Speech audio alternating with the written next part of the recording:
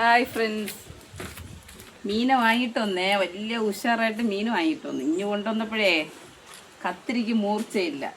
കാരണം അതിൻ്റെ ചിറവെല്ലാം ഭയങ്കര കട്ടിയല്ലേ. പിന്നെ അതെല്ലാം വെട്ടി നുറുക്കിയാണേ എടുത്തത്. പക്ഷേ ഇതാകണ്ട,